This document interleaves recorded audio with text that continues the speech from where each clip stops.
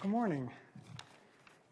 It's been a long time since kind of been referred to as Larry Sandler's son. That sounds really nice.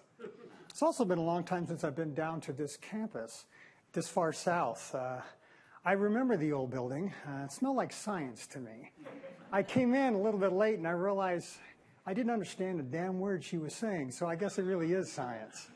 I'm very impressed with all of you, I can tell you that.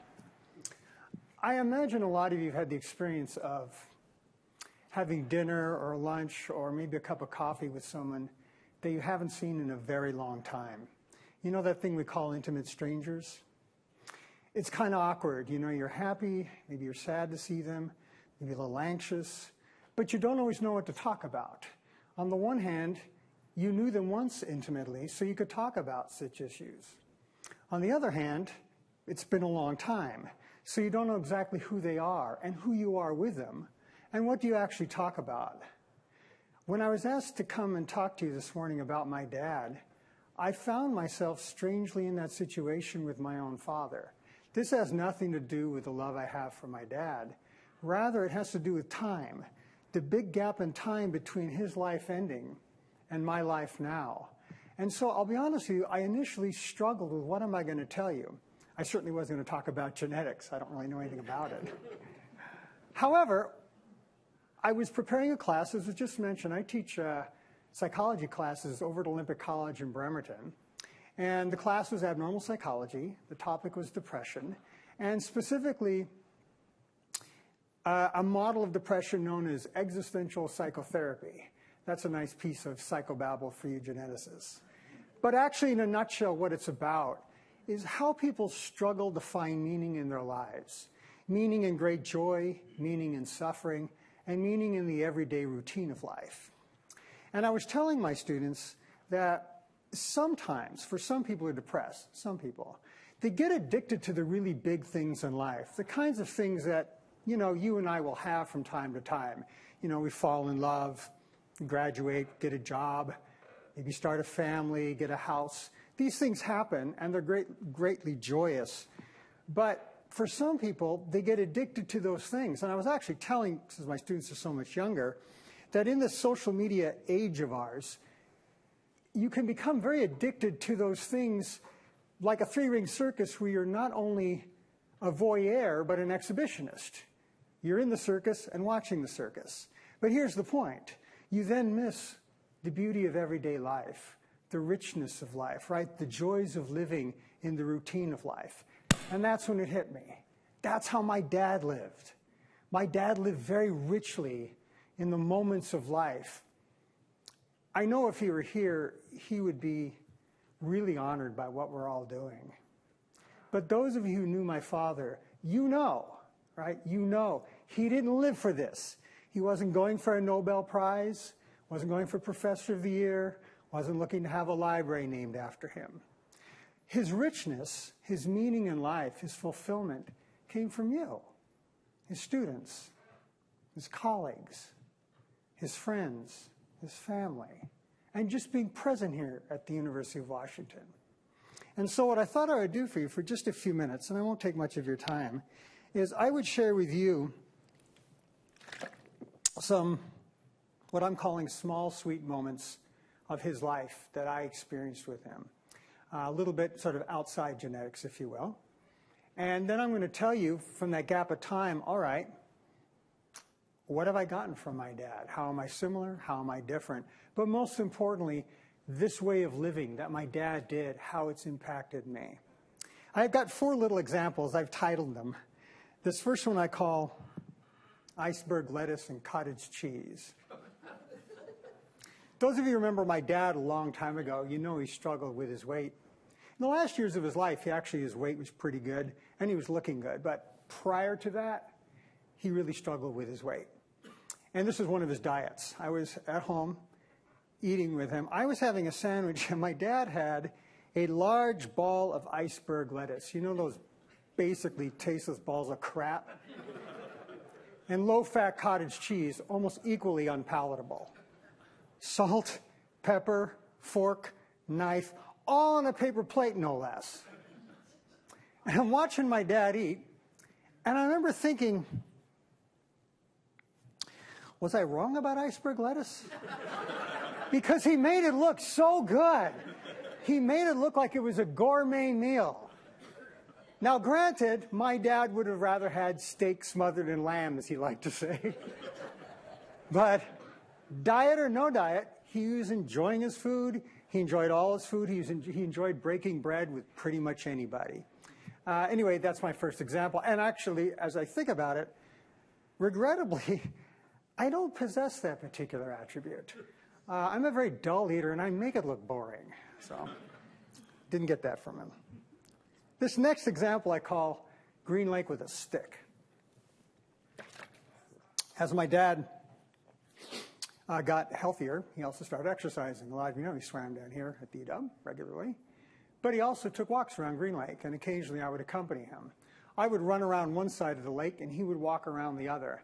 And I remember as our paths met up, I could see him walking. He did have this beautiful walking stick, and people complimented on him all the time. But also I could tell he was enjoying his newfound body, his new energy, just walking. He was enjoying watching the people, watching the ducks. It was, I didn't say it at the time, but upon reflection, it was like a Zen walk. He was very present in the walk. And we got back to the car to go home. All I really had done was worked out at Green Lake. My dad was like Buzz Aldrin coming back from the moon. You know, he was just very present in that walk, and he looked that way. This next example I call Dirty Harry 3. My dad and I would watch movies from time to time together. Sometimes we go out to the theater. Sometimes we watch at what was then the fledgling Showtime network. But you know, in either one, before the main feature comes on, there's like usually some kind of jingle. I can remember in the old days in the theater, the curtains would part, and there was this little with weird things going on. I don't know if you remember that, but I remember it vividly. And Showtime has its own Showtime Presents moment. But in either case, at that moment, my dad would wring his hands in enthusiasm and anticipation. And it didn't matter whether we were about to see like some landmark in cinematography, or if it was another installment of Dirty Harry. My dad was a big fan of Clint Eastwood's character, Dirty Harry, so we watched them all together. But you know, my dad was that way with detective novels. He enjoyed great literature, but he enjoyed mysteries and a detective novel. Again, just those pleasures of life, the richness in life in that way. This last example I have for you is actually my favorite. It's nearest and dearest to me, and I call it Hiya, Jack. This happened many times when I was a teenager. I can remember when I was a teenager coming home in the evenings, maybe from seeing a friend or a rock concert, and ambling up the stairs of the house. My mom might be downstairs watching TV, my dad upstairs maybe in bed reading. And when you go up the stairs of the house where I grew up, my parents' bedroom's off to the left. You can't actually see in it. But my dad knew his eye that was climbing up the stairs, and he would call out, "Hiya, Jack." I know that doesn't sound like much to you, but it was a genuine, affectionate salutation. And you know, when I think about it, when my friends came over, he was equally engaging, as you said, liked to talk to people, and he meant it. And actually, when I think about it as well, when I went to my friend's father's house, I don't think they hardly grunted a word to either one of us. But my dad said that, and at the time, I guess I didn't really get it, but I think now it's almost as if my dad appreciated that his moments with his teenage son were ephemeral. And of course, sadly, neither he nor I knew just how ephemeral. I have lots and lots of examples. I'm keeping it to those 4. I know you guys are ready for a break. But when I think about the way my dad lived now, all these years later, I also think about how do I live? What have I gotten from my dad? And so just for a minute or two. Well, I did follow in his footsteps. I'm a teacher. But as I got very vividly clear to me as I came in listening to this talk, my dad, and most of you, are true academics and scientists. I kind of think of myself as academic light. I really enjoy teaching, and I'm pretty good at it. By the way, I'm also curious about many things like my dad, but I'm sort of like the PBS special kind of guy. That's about all I really need. All the rest of the stuff, I'm not like my dad in that way. But the teaching was a lot to me. My dad was a family man, a loving husband and father, And he kept in close contact with his two sisters, his family of origin, and his father when his dad was alive. I'm not a family man. I was married once many years ago, briefly. I have no children. So in that regard, very different man. In terms of pastimes, well, as some of you already know and was alluded to, my dad was sort of equally studious and academic outside of genetics as he was in genetics. He studied and learned many things. He and my mom were historians in genetics, but he studied lots of things. And as was mentioned, he also was really good at learning languages. He not only spoke Italian fluently, but Hebrew fluently, and lectured in both. And I remember at the time of my dad's death, he actually was telling me he was planning to learn Greek. No doubt he would have succeeded in that too. When I think of my pastimes, I'm retiring soon.